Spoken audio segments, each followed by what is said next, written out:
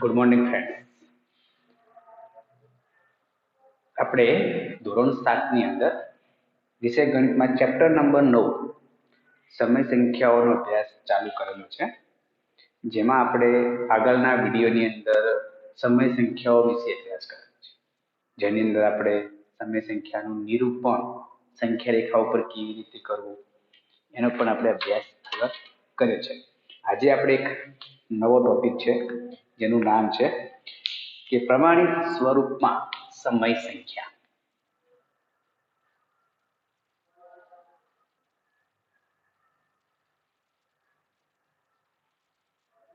પ્રમાણિત સ્વરૂપમાં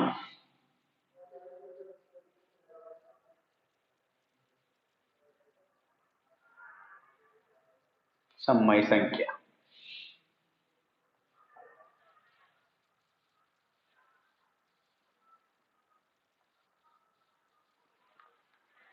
ક્યારે સંખ્યાઓ પ્રમાણિત સ્વરૂપમાં હોય છે, કેવી સંખ્યાઓને આપણે પ્રમાણિત સ્વરૂપની સમય સંખ્યાઓ કહેવાય છે?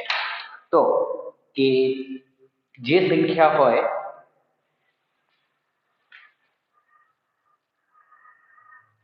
જે ધન પૂર્ણાંક કે જે ધન પૂર્ણાંક છે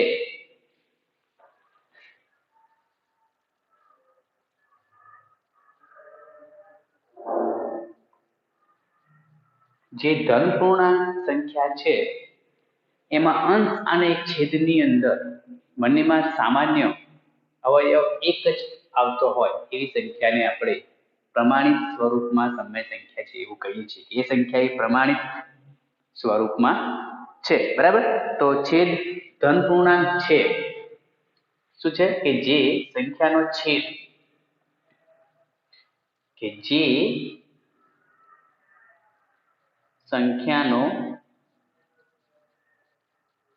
છેદ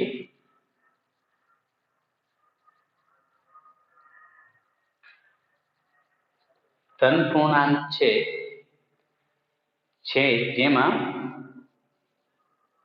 અંશ અને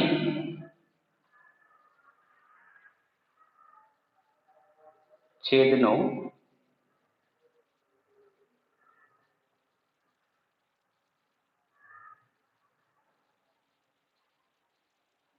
સામાન્ય અવયવ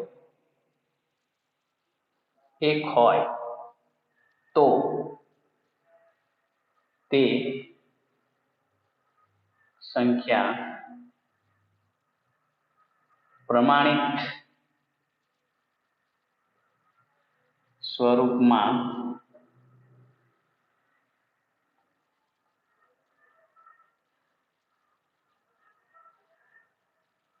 તેમ કહેવાય. તો તે સંખ્યા પ્રમાણિત સ્વરૂપમાં છે એવું આપણે અહીંયા કહીએ છીએ.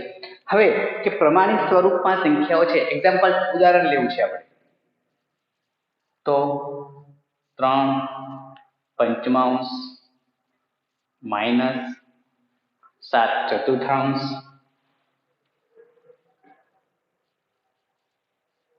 -3/17 4/5.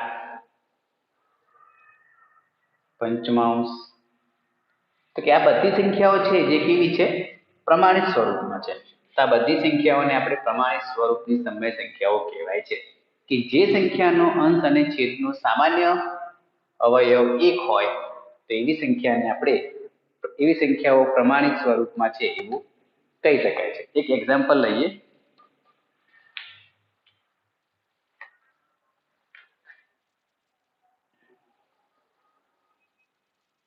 -45/30 ની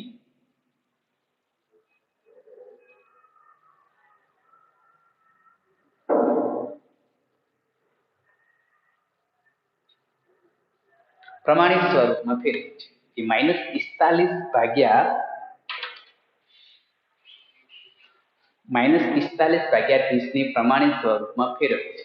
જો આપણે કેવી રીતે ફેરવી છે એ અહીંયા લખીશું તો કે સરખી સંખ્યા વડે અંશ અને છેદમાં ભાગીએ. બરાબર છે.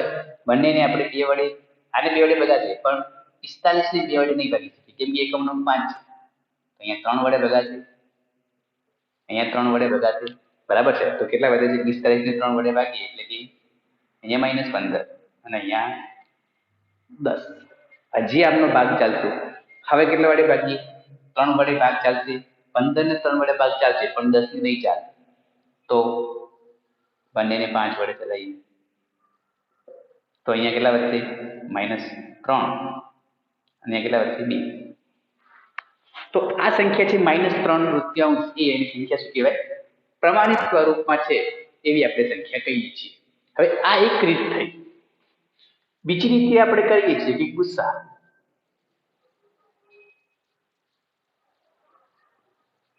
ગુસ્સા. શોધીએ તો એ સંખ્યાઓ આપણને મળી જાય.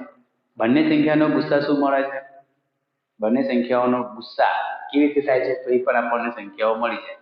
ગુસ્સા શોધી અને સામાન્ય અવયવ નીકળતા હોય તો આપણને એ પ્રમાણિત સ્વરૂપમાં છે એ સંખ્યા મળી જશે. બરાબર છે. તો ગુસ્સા શોધી અને આપણે સંખ્યાઓને આપણે શોધી શકીએ છીએ કે તો એ સંખ્યા પ્રમાણિત સ્વરૂપમાં છે. હવે કેવી રીતે પ્રમાણિત સ્વરૂપમાં? કે બીજી રીત, ડાયરેક્ટલી કોઈ સંખ્યા મળી છે તો એના ગુસ્સાથી આપણે સીધી ભાગી શકીએ છીએ. બરાબર. આપણે પ્રમાણિત સ્વરૂપમાં ફેરવીએ છીએ. એક્ઝામ્પલ તરીકે -45/30 આ સંખ્યા છે. આને પ્રમાણિત સ્વરૂપમાં ફેરવીએ છીએ તો શું કરવાનું? આ બે સંખ્યાનો ગુસ્સા શોધી લો. ચલો કે 45 ગુસ્સા શોધીએ બંને. બરાબર છે. તો અહીંયા એકમનો અંક 5 3 વડે ભાગ ચાલશે તો 15 3 વડે ભાગ ચાલશે તો 5 અને 5 એકા 5. 30 ને 2 વડે ભાગ ચાલશે તો 15 2 30. 3 વડે ભાગ ચાલશે તો 5 5 એકા 5. બરાબર. 45 ના કયા ભાગ પડ્યા છે?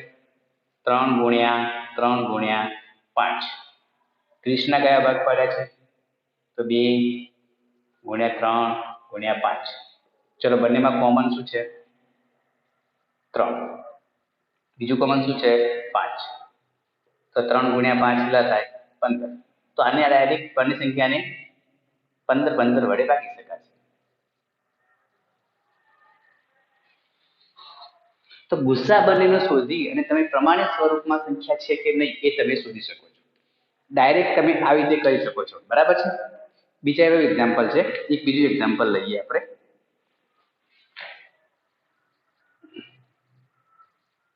કે 36/-24 છે. બરાબર છે. 36/-24 છે. આપણે આનો ગુસ્સા શોધવો પડે કે છેદમાં ઋણ ચિહ્ન હોય તો તેને માઇનસ ગુસ્સા વડે ભાગવું પડે. બરાબર છે. છેદમાં માઇનસ ચિહ્ન છે તો આપણે એને માઇનસ વડે ભાગીશું. બરાબર છે. કેમ કે અહીંયા માઇનસ છે છેદમાં, તો જે બી ગુસ્સા આવશે એને આપણે માઇનસ વડે ભાગવાનું થશે. બરાબર સમજણ પડે છે? તો અહીંયા આપણે બરાબર ધ્યાનથી જોઈશું. જે બી ગુસ્સા આવશે એને આપણે એ રીતે કરવું પડશે. બરાબર છે.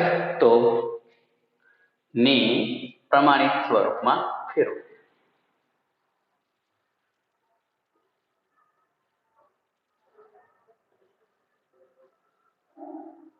ચલો જોઈએ.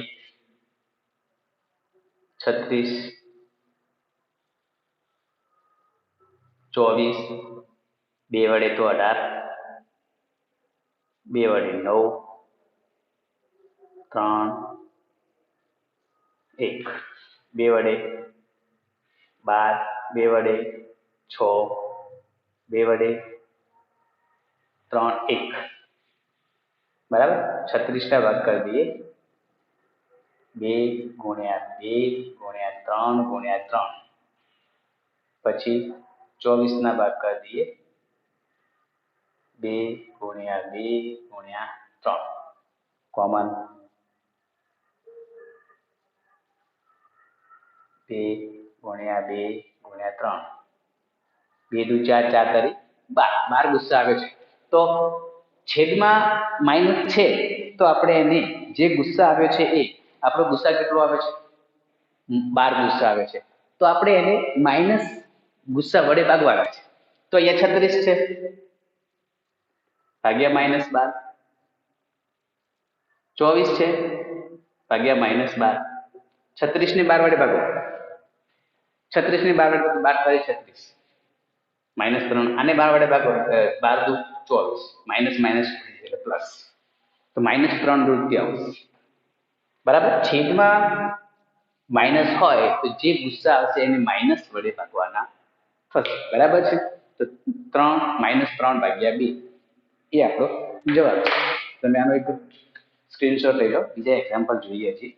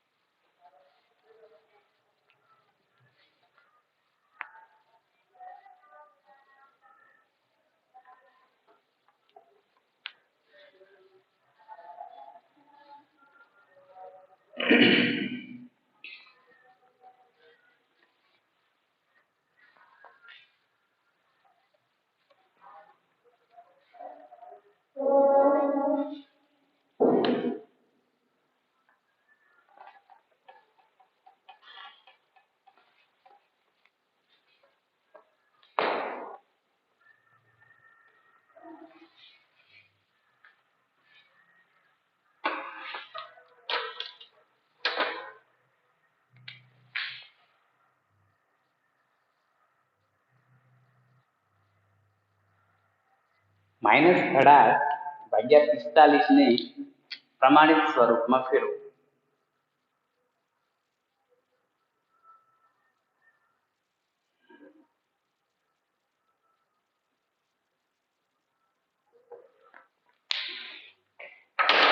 પ્રમાણિત સ્વરૂપમાં લખવા છે તો 18 નો ગુસ્સા 18 અને 45 નો ગુસ્સા શોધીએ તો 2 9 3 3 3 એકા 3 અહીંયા 3 15 દરી 45 3 5 5 1 તો 18 ના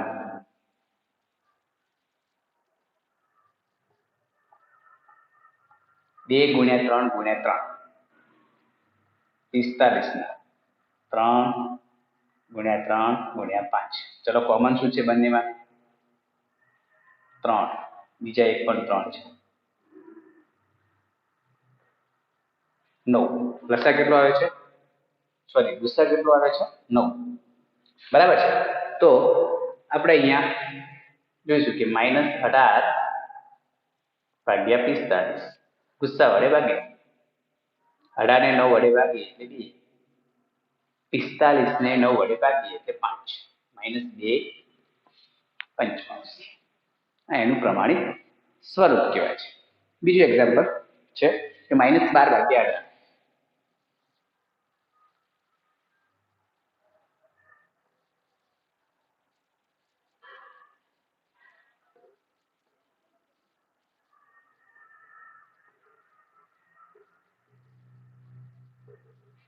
પ્રમાણિત સ્વરૂપમાં ફેરવો જોઈએ અહીંયા કે -12/18 ને પ્રમાણિત સ્વરૂપમાં ફેરવવા છે તો ગુસ્સા શોધી લો બંનેનો 12 અને 18 2 6 2 3 3 એકા 3 2 9 3 એકા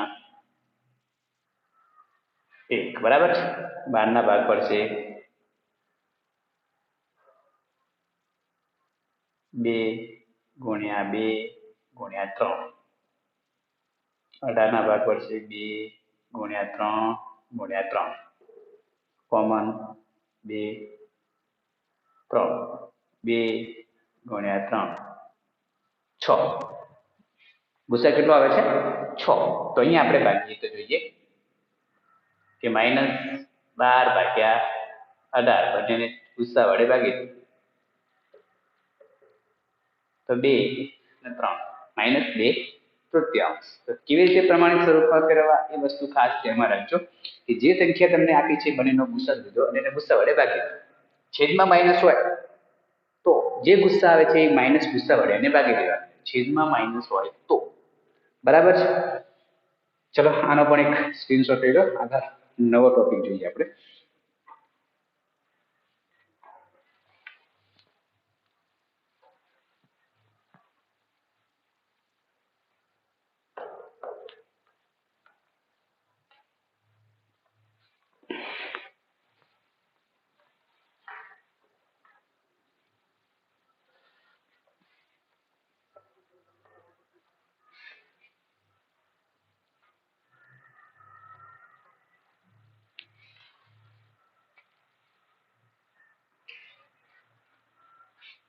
સમય સંખ્યાની સરખામણી.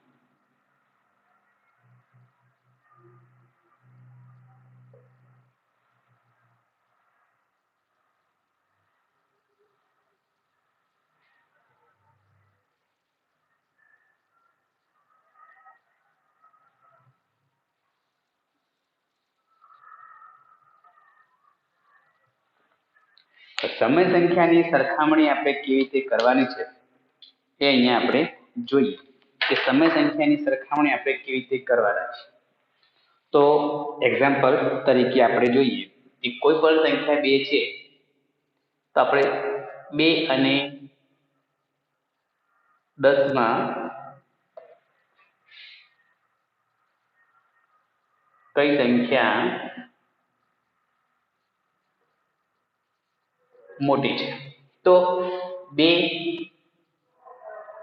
લેસ ધેન 10, કેમ કે 2 કરતા 10 મોટી છે. આપણને આવું ફટાફટ ખબર પડે છે, બરાબર છે.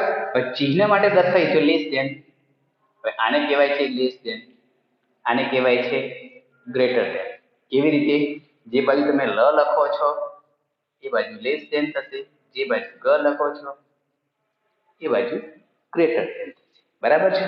તો આમાં લેસ ધેન અને ગ્રેટર ધેનમાં તમને ખબર પડે છે. તો અહીંયા જોઈશું કે મોટી સંખ્યા દર્શાવવા માટે જોઈએ, નાની સંખ્યા દર્શાવવા માટે કયું ચિહ્ન મૂકવું છે? ઇક્વલ હોય તો બરાબરનું ચિહ્ન મૂકીએ છીએ. અહીંયા જોઈએ તો હવે પછી માઇનસ સંખ્યા હોય કે -1 અને કે 5, -1 અને -5 માં કઈ સંખ્યા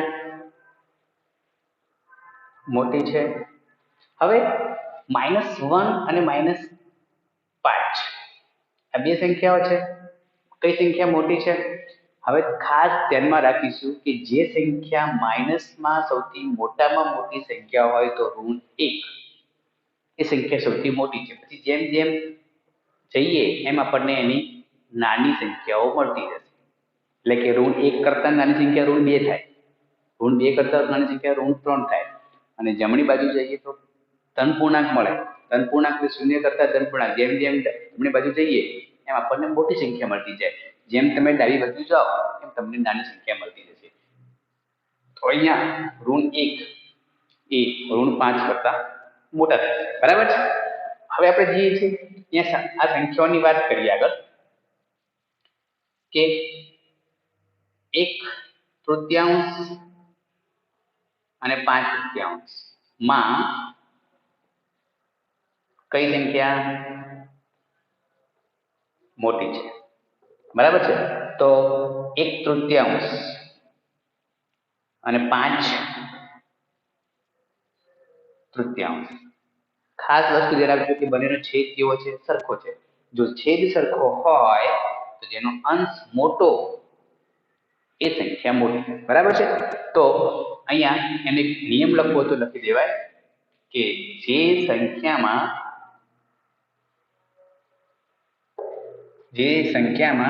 છેદ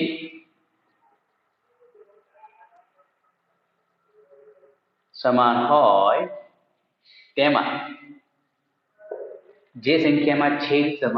તેમાં અંશ મોટો હોય તે સંખ્યા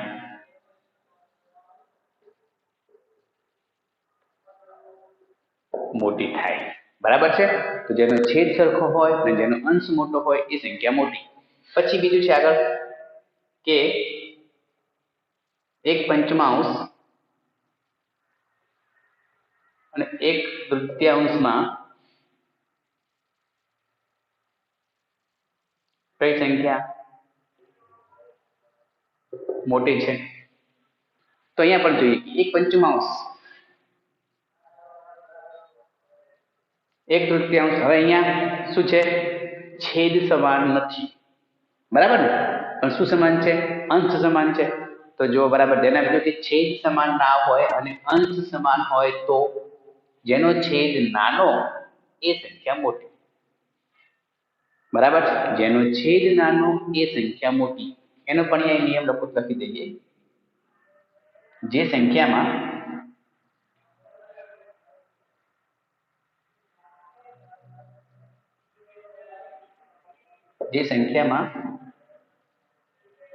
અંશ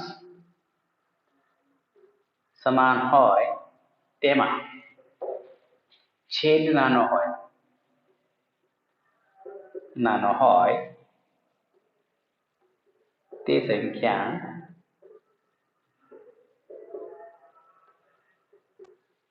મોટી થાય છે, બરાબર છે?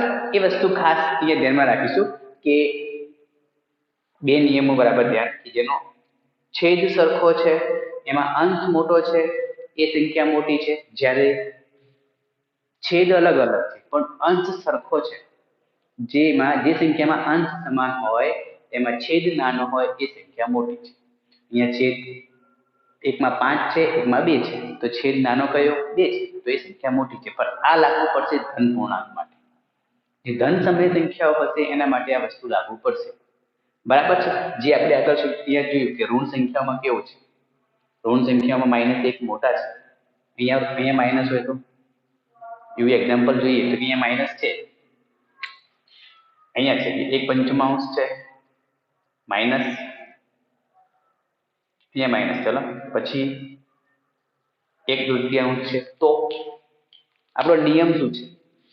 જે સંખ્યામાં અહીંયા માઇનસ છે બંને સંખ્યાઓ, આપણો નિયમ શું છે કે જે સંખ્યામાં અંશ સમાન હોય એમાં છેદ નાનો હોય એ સંખ્યા મોટી થશે, બરાબર છે?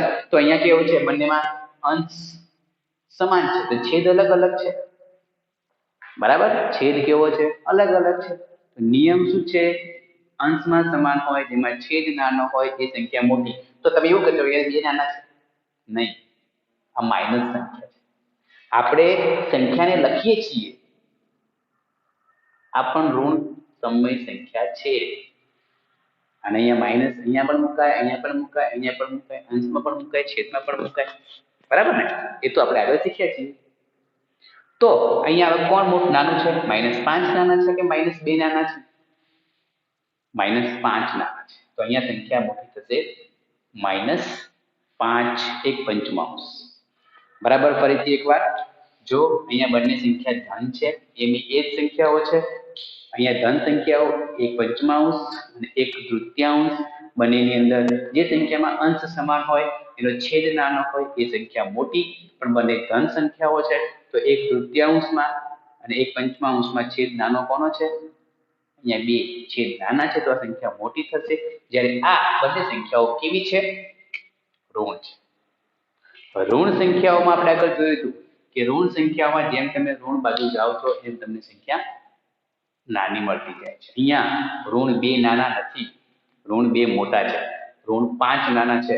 તો અહીંયા -1/5 એ મોટા થશે, ઋણ એક પંચમાંશ એ સંખ્યા મોટી થશે. કેમ કે એનો -5 છેદ નાનો છે એટલા માટે આપણે અહીંયા કરી છે. સંખ્યાની સરખામણીમાં આગળ જોઈએ કે જ્યારે તમે અંશ સરખો હોય તો તમે શીખ્યા કે શું કરવાનું છે, બરાબર? અંશ સરખો હોય તો તમે એની સરખામણી કરતા શીખ્યા છીએ.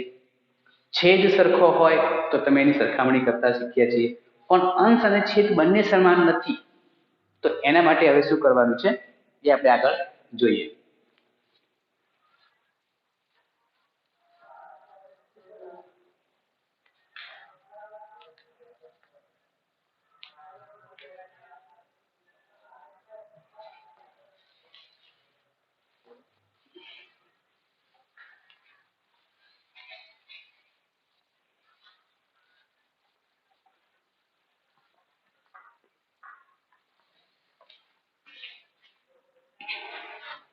હવે જેનો અંશ અને છેદ સમાન નથી તો શું કરવાનું છે?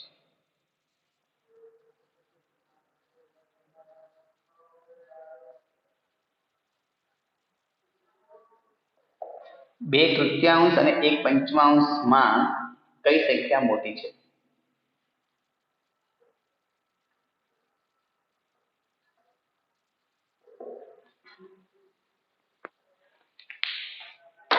તો બે તૃતીયાંશ, એક પંચમાંશ નથી છેદ સમાન કે નથી અંશ સમાન તો શું કરવાનું છે? તો અહીંયા 3 અને 5 નો લસા લઈશું. કેમ કે છેદ સમાન કરવા માટે આપણે શું લઈએ છીએ? લસા લઈએ છીએ. તો 3 અને 5 નો લસા 15 થશે. કેમ 15 થાય? કેમ કે બંને અવિભાજ્ય સંખ્યાઓ છે. તો 2 અહીંયા 15 લાવવા માટે કેટલા વડે ગુણીશું? 5 વડે. તો ઉપર 5 વડે. અહીંયા 15 લાવવા માટે 3 વડે. તો ઉપર પણ 3 વડે. 2 ગુણ્યા 5 10 અને 5 તરી 15. 3 એકા 3, 3 પંચું 15. હવે છેદ સમાન છે તો કઈ સંખ્યા મોટી છે? 10/15. બે તૃતીયાંશ ગ્રેટર ધેન 1/5, 1/5. બરાબર છે. તો જે સંખ્યાઓ સમાન નથી એને સમાન કરવા માટે આપણે શું કરીએ છીએ? લસા લઈએ છીએ. એક એક્ઝામ્પલ આગળ જોઈએ બીજું.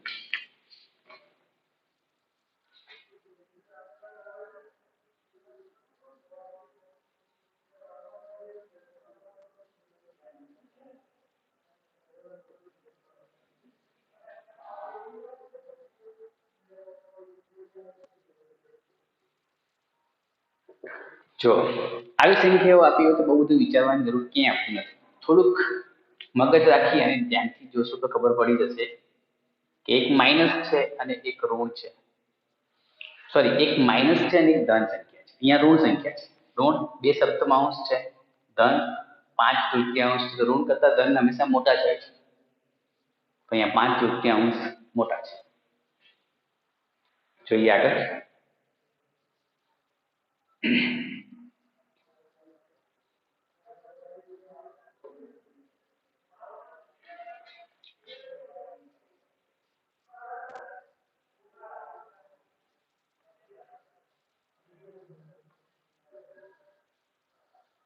કઈ સંખ્યા મોટી છે? 3 સપ્તમાંશ અને 8 તૃતીયાંશ. 3 સપ્તમાંશ, 8 તૃતીયાંશ, 3 અને 7 નો લસા